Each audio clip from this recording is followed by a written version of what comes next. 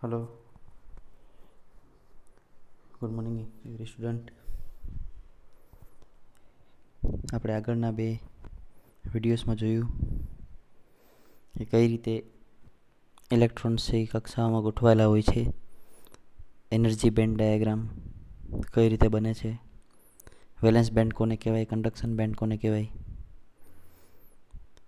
ઇન્સ્ટ્રિન્સિક semiconductor એટલે શું, અને ઇન્સ્ટ્રિન્સિક સેમિકન્ડક્ટરમાં અશુદ્ધિ ઉમેરીને આપણે એક્સટ્રિન્સિક સેમિકન્ડક્ટર એટલે કઈ રીતે મેળવીએ છીએ તે જોયું. તો પી ટાઈપ અને એન ટાઈપ મટીરિયલ જે બને છે એ બંને જોડવાથી એક ડિવાઇસ બને છે. એને પીએન જંકશન ડાયોડ કહેવામાં આવે છે. તો પીએન જંકશન ડાયોડ કઈ રીતે બનાવવામાં આવે છે, પીએન જંકશનનું ફોર્મેશન કઈ રીતે થાય છે, તેના વિશે આપણે જોશું. આકૃતિમાં દર્શાવ્યા મુજબ ડાયોડનો સિમ્બોલ જે છે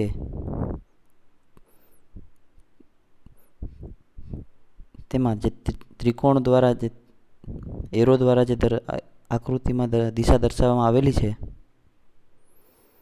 તે કરંટની દિશા બતાવે છે. એટલે કે કરંટ છે એ એનોડથી કેથોડ તરફ ગતિ કરશે. એનોડ એટલે કે પોઝિટિવ છેડો, કેથોડ એટલે કે નેગેટિવ છેડો. તમને નીચે પ્રેક્ટિકલી ડાયોડ છે એ કેવા પ્રકારના હોય છે બજારમાં જે મળે છે તે એની આકૃતિ દર્શાવેલી છે. એમાં જે કેથોડ હોય છે એ સિલ્વર પટ્ટી કરેલી હોય છે, આગળની સાઈડ એ કેથોડ હોય છે અને બાકીનો ભાગ છે એ એનોડ હોય છે.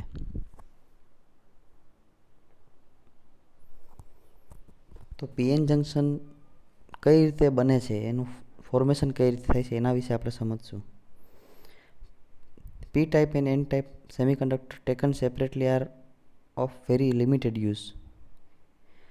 એટલે કે પી ટાઈપ અને N type semiconductor material separately ક્યારેય ઉપયોગમાં લેવામાં આવતા નથી, એનો ખૂબ જ ઓછો ઉપયોગ હોય છે. If we join a piece of P type material to piece of N type material such that the crystal structure remain continuous at the boundary, a PN junction is formed in between P and N material.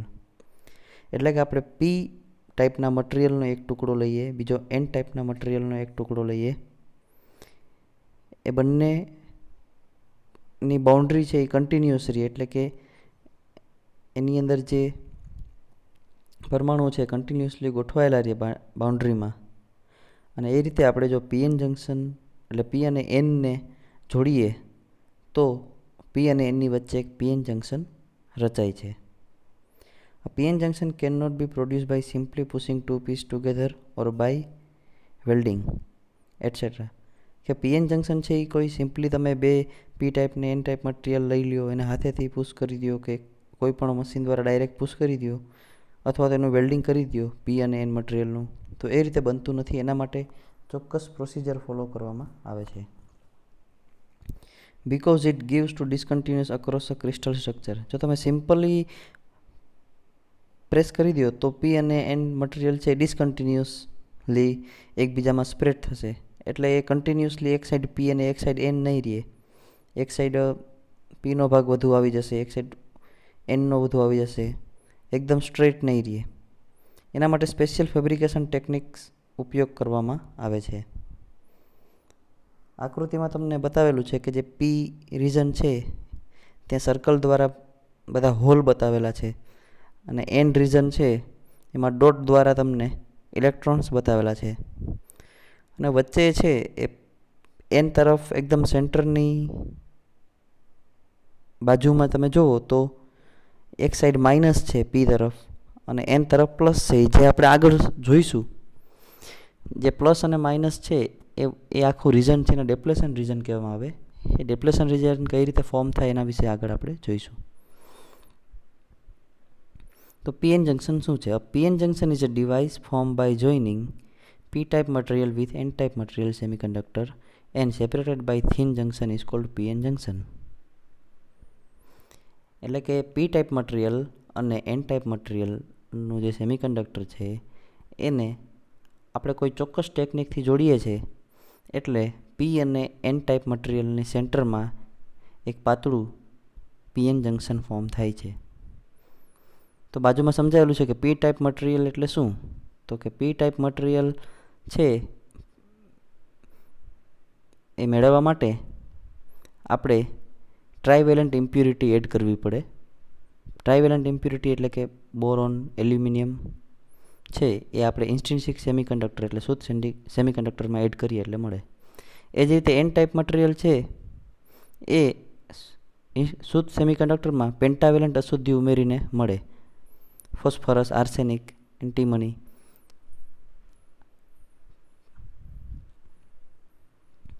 તમને PN જંક્શનનો symbol બતાવેલો છે. The triangles of the direction of current, જે ત્રિકોણ છે એ તમને કરંટની દિશા બતાવે છે. PN junction diode N is right side, P is at left side.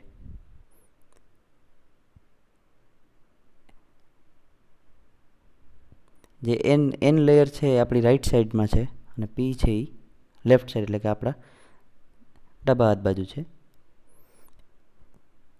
Majority charge carriers અને માઇનોરિટી ચાર્જ કેરિયર્સ. તો એન રીઝન હશે એમાં મેજોરિટી ચાર્જ કેરિયર તરીકે ઇલેક્ટ્રોન હશે, એટલે કે એમાં ઇલેક્ટ્રોનની સંખ્યા વધુ હશે. જ્યારે એન રીઝનમાં હોલ હશે એ માઇનોરિટી એટલે ઓછા હશે. એ જ રીતે પી સાઇડ જે છે, પી રીઝન એટલે કે પી ટાઈપ મટીરિયલ છે એમાં હોલ્સની સંખ્યા વધુ હશે અને ઇલેક્ટ્રોન્સની સંખ્યા ઓછી હશે. જે તમને આકૃતિમાં દર્શાવેલું છે કે પી રીઝન છે એમાં હોલ સર્કલ દેખાડેલા છે એટલે હોલ છે એની સંખ્યા વધુ છે, જ્યારે એન રીઝનમાં ઇલેક્ટ્રોનની સંખ્યા વધુ છે. એટલે પીમાં હોલ મેજોરિટી કેરિયર છે અને એન સાઇડ ઇલેક્ટ્રોન છે એ મેજોરિટી કેરિયર છે. જ્યારે પીમાં થોડા ઘણા ઇલેક્ટ્રોન હશે અને એનમાં થોડા ઘણા હોલ હશે. Formation of depletion layer, no external connection. No external connection એટલે કે કોઈ પણ જાતનો સપ્લાય આપવામાં આવતો નથી. The excess electron in n region cross the junction and combine with the excess hole in a p region. એટલે કે એન રીઝનમાંના જે વધારાના ઇલેક્ટ્રોન્સ છે એ પી રીઝનમાંના વધારાના હોલ્સ સાથે કમ્બાઈન થાય છે. એટલે કે એન રીઝન છે, N region loss its electrons. એટલે એન સાઈડ છે એ પોતાના ઇલેક્ટ્રોન્સ ગુમાવે છે એટલે ઇટ્સ બીકમ પોઝિટિવ ચાર્જ. એટલે એન પાસેનો જે ભાગ છે એ પોઝિટિવ બનશે. P region accept electrons become negatively charge. P region છે એ ઇલેક્ટ્રોનને મેળવે છે એટલે એનો ચાર્જ એના સેન્ટરની બાજુમાં નેગેટિવ થશે. At one point the migration action is stop. એક સમય એવો આવશે કે આ હોલ અને ઇલેક્ટ્રોનની ગતિ છે એ અટકી જશે. ટૂંકમાં કહેવાનો અર્થ એવો છે કે જ્યારે પી અને એન મટીરિયલને જ્યારે એકબીજાની સામે જોડશો તો શરૂઆતમાં શું થશે તો કે પી અને એન મટીરિયલ જે આપણે પહેલી આકૃતિમાં દર્શાવેલું છે એમ બાજુમાં જોડીએ છીએ. જેવું જોડશો એટલે તમે કોઈ પણ સપ્લાય નથી આપેલું તો પણ પીમાંથી અમુક હોલ અને એનમાંથી અમુક ઇલેક્ટ્રોન છે એ સેન્ટરમાં એકબીજારે જોડાશે. તો આ ઇલેક્ટ્રોન અને હોલની આ ગતિ છે એને ડિફ્યુઝન કહેવામાં આવે છે. ડિફ્યુઝનને કારણે થોડોક એવો કરંટ મળે એને ડિફ્યુઝન કરંટ કહેવામાં આવે છે. તો બીજી આકૃતિમાં છે તમને એરો દ્વારા ડિફ્યુઝન દર્શાવેલું છે. પીમાં તમને પોઝિટિવ બતાવેલું છે કેમ કે હોલનો ચાર્જ પોઝિટિવ હોય છે અને એન સાઇડ તમને નેગેટિવ બતાવેલી છે કેમ કે એન ટાઈપ મટીરિયલમાં ઇલેક્ટ્રોનનો ચાર્જ નેગેટિવ હોય છે. હવે જેવા હોલ અને ઇલેક્ટ્રોન ડિફ્યુઝનને લીધે એકબીજા હારે સેન્ટરમાં જોડાય છે અને એક સમય એવો આવે છે કે એનું ડિફ્યુઝન સ્ટોપ થઈ જાય છે એટલે કે એની ગતિ સ્ટોપ થઈ જાય છે. તો ત્રીજી આકૃતિમાં તમે જોઈ શકો છો કે એનમાંથી ઇલેક્ટ્રોન પી તરફ જાય છે એટલે કે એન સાઈડ છે ઇલેક્ટ્રોન ગુમાવે છે અને પી સાઈડ છે ઇલેક્ટ્રોન મેળવે છે. તો આપણે જેમ સોડિયમ ક્લોરાઇડમાં જોઈએ કે સોડિયમ છે એ ઇલેક્ટ્રોન ગુમાવે તો એનો ચાર્જ પોઝિટિવ થાય અને ક્લોરિન છે ઇલેક્ટ્રોન મેળવે છે તો એનો ચાર્જ નેગેટિવ થાય એટલે Na+Cl- આપણે લખતા હોઈએ છીએ. એ જ રીતે અહીંયા પી છે એ પી રીઝન ઇલેક્ટ્રોન મેળવે છે એટલે સેન્ટર છે જંક્શનનું સેન્ટર એની બાજુમાં જે પી સાઈડનો ભાગ છે એમાં આપણે માઇનસ વડે દર્શાવેલું છે, કેમ કે એ ઇલેક્ટ્રોન મેળવે છે. અને એ જ રીતે એન સાઈડ છે એનો જે સેન્ટરની બાજુનો ભાગ છે ત્યાં આપણે પ્લસ વડે દર્શાવેલું છે. તો આ પ્લસ અને માઇનસને લીધે સેન્ટરમાં ઇલેક્ટ્રિક ફિલ્ડ રચાય છે, ઇલેક્ટ્રિક ફિલ્ડ. અને જ્યાં નાનું એવું લેયર રચાય છે એને આપણે ડેપ્લેશન લેયર કહીએ છીએ. જે આ પ્લસ અને માઇનસની વચ્ચેનું જે લેયર છે એને આપણે ડિપ્લેશન લેયર કહીએ છીએ. આ આપણે 3D ઇમેજ બતાવેલી છે કે કઈ રીતે હોલ્સ અને ઇલેક્ટ્રોન્સ છે એ પી સાઈડ અને એન સાઈડ હોય છે, સેન્ટરમાં કઈ રીતે કમ્બાઈન થયેલા હોય છે.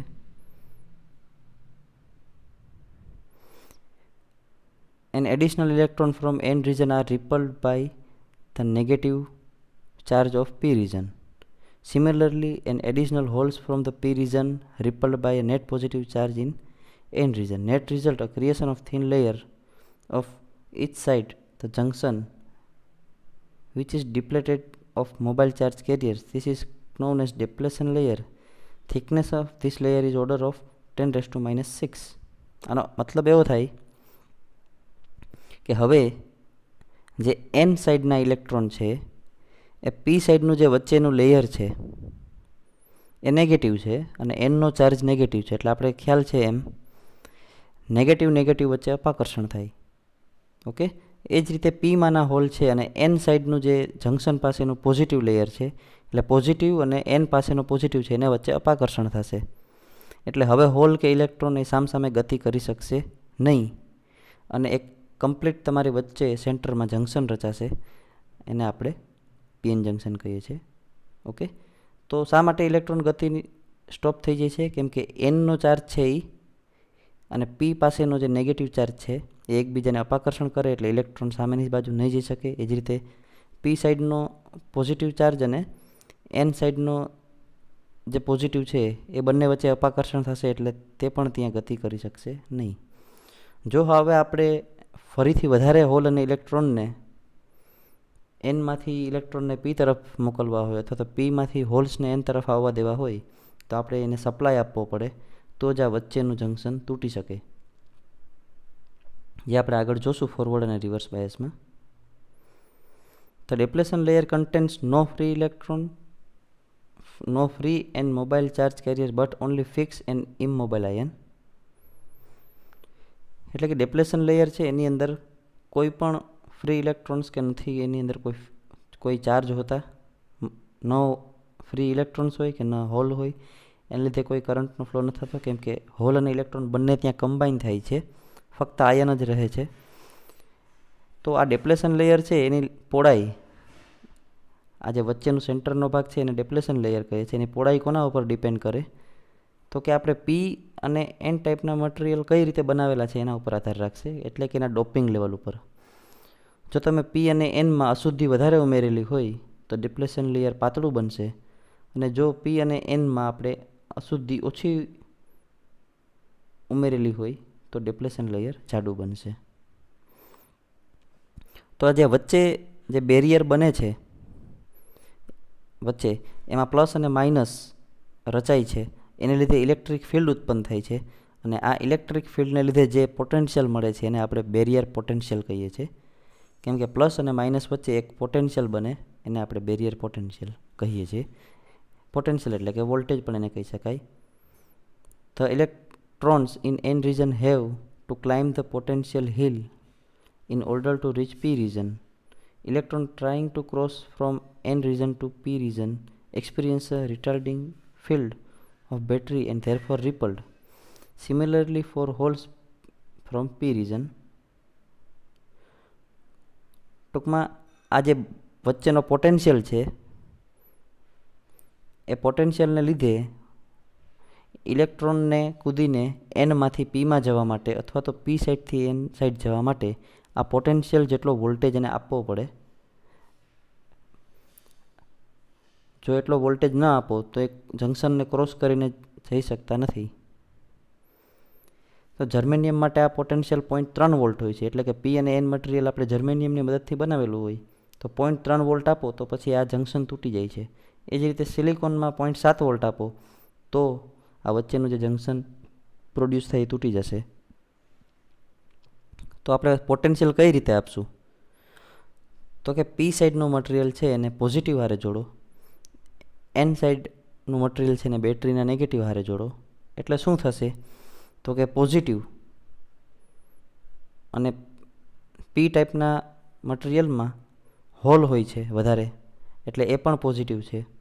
તો પોઝિટિવ વચ્ચે અપાકર્ષણ થશે, એટલે કે બેટરીનો પોઝિટિવ છેડો છે એ પીમાંના હોલને અપાકર્ષણ કરશે, એટલે હોલ છે એ જંકશન ક્રોસ કરીને સામેની બાજુ જવાનો પ્રયત્ન કરશે. એ જ રીતે નેગેટિવ સાઈડ છે. તમે નેગેટિવ સાઈડ જુઓ તો એન સાઈડ હોય ત્યાં ઇલેક્ટ્રોન હોય વધારે, અને બેટરીનો નેગેટિવ છેડો છે, તો ઇલેક્ટ્રોન અને બેટરીના નેગેટિવ છેડા વચ્ચે અપાકર્ષણ થાય. તો એન સાઈડમાં રહેલા ઇલેક્ટ્રોન અને બેટરીના નેગેટિવ છેડા વચ્ચે અપાકર્ષણ થવાને લીધે એ જંકશન કૂદીને સામેની બાજુ જવાનો પ્રયત્ન કરશે. એટલે થશે શું? તો જે અહીંયા આપણે ઇલેક્ટ્રોન અને હોલની ગતિ સ્ટોપ થઈ ગઈ હતી તે હવે આગળ વધશે, કે એનમાંથી જે ઇલેક્ટ્રોન છે એક જંકશન તોડીને સામેની બાજુ જશે, અને પીમાંથી જે હોલ છે એ જંકશન તોડીને ઓપોઝિટ સાઈડ જશે. એટલે કે ડેપ્લેશન લેયર છે એ ધીરે ધીરે બ્રેક થશે, અને પછી એક સમય એવો આવશે કે આખું ડેપ્લેશન લેયર તૂટી જવાને લીધે તમારો ઇલેક્ટ્રિક કરંટ ફ્લો થશે. પણ જો આપણે આ બેટરી નેગેટિવ જોડી દઈએ, આ બેટરી છે એના કરતાં ઉલટી જોડીએ તો શું થાય? તો આ જે પોઝિટિવ છે એની જગ્યાએ નેગેટિવ છેડો આવી જાય, અને પીમાંથી હોલ છે એ બેટરીના નેગેટિવ તરફ આકર્ષાય, અને એ જ રીતે એનમાંથી જે ઇલેક્ટ્રોન છે એ અહીંયા જે નેગેટિવ છેડો છે એની જગ્યાએ પોઝિટિવ સમજો, તો એનમાંથી જે ઇલેક્ટ્રોન છે એ પોઝિટિવ તરફ આવશે. એટલે કે આ ઇલેક્ટ્રોન છે એન સાઈડના એ બેટરી તરફ જશે, ને પી સાઈડ પણ બેટરી તરફ જ હોલ જશે, અને જંકશનની પહોળાઈ વધશે. તો પીએન જંકશન ડાયોડમાં બે મોડ હશે. ફોરવર્ડ બાયસ મોડ, તો આપણે આ આકૃતિમાં જોયું એ ફોરવર્ડ બાયસ મોડ છે, અને જો એ બેટરીને હું ઉલટી કરી નાખું તો એ રિવર્સ બાયસ મોડ કહેવાય. તો ફોરવર્ડ બાયસમાં ક્યારે જંકશન જોડેલું કહેવાય? તો કે બેટરીનો પોઝિટિવ છેડો જંકશનના પી સાઈડ હોય, પીએન જંકશન ડાયોડના પી સાથે જોડેલો હોય, અને બેટરીનો નેગેટિવ છેડો પીએન જંકશન ડાયોડના એન સાથે જોડેલો હોય, એટલે કે એન ટર્મિનલ સાથે જોડેલો હોય, તો ડાયોડ ફોરવર્ડ બાયસમાં જોડેલો કહેવાય. અને રિવર્સ બાયસમાં ક્યારે કહેવાય? તો કે બેટરીનો નેગેટિવ છેડો છે એ પી રીજન સાથે જોડેલો હોય, અને પોઝિટિવ છેડો છે એ એન રીજન સાથે જોડેલો હોય, તો એને રિવર્સ બાયસ કહેવાય. અહીંયા આપણે પોઝિટિવ છેડો પી રીજન હારે છે, નેગેટિવ છેડો એન રીજન હારે છે, એટલે આને આપણે ફોરવર્ડ બાયસ કહેવાય. જો બેટરીને આપણે ઉલટાવી નાખીએ તો એને રિવર્સ બાયસ કહેવાય. તો ફોરવર્ડ બાયસમાં જે મેં તમને કીધું એમ કે ફોરવર્ડ બાયસમાં જોડશો તો શું થશે? તો કે આ પીમાંથી જે હોલ છે એ કૂદીને એનમાં જવાનો પ્રયત્ન કરશે, અને એનમાંથી જે ઇલેક્ટ્રોન છે એ કૂદીને પી તરફ જવાનો પ્રયત્ન કરશે. એટલે it forces majority charge carriers move across the junction decreasing the width of depletion layer. તો આ સામે જવાને લીધે આ એનમાંથી ઇલેક્ટ્રોન સામે જશે ને પીમાંથી હોલ એનમાં જશે, એટલે વચ્ચેનું જે ડેપ્લેશન લેયર છે એ સંકળાશે, અને એટલે કે ફોરવર્ડ બાયસમાં છે ડેપ્લેશન લેયર ઘટશે.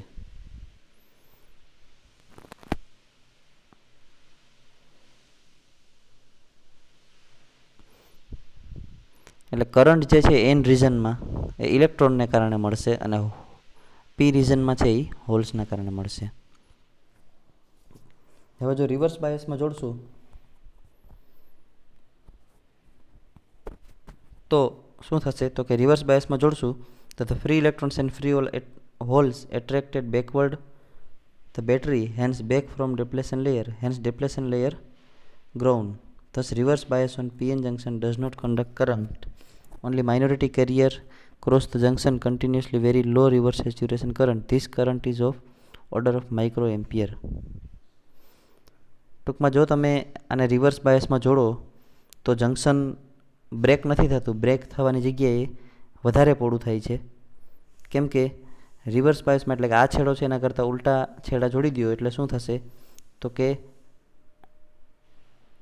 અહીંયા ઇલેક્ટ્રોન છે એ જંક્શનથી દૂર જશે અને હોલ છે એ પણ જંક્શનથી દૂર જશે, એટલે ડેપ્લેશન લેયર પોળું થશે અને કરંટનો ફ્લો માઇનોરિટી કેરિયરને લીધે બહુ ઓછો મળશે, એટલે કે બહુ માઇક્રો એમ્પિયર અથવા તો નેનો એમ્પિયરમાં મળશે અને ડેપ્લેશન લેયરની પહોળાઈ ઘટશે. તો આપણે આગળ જે ફોરવર્ડ કેરેક્ટરિસ્ટિક અને રિવર્સ કેરેક્ટરિસ્ટિક છે એ નેક્સ્ટ વિડીયોમાં હું તમને કહીશ.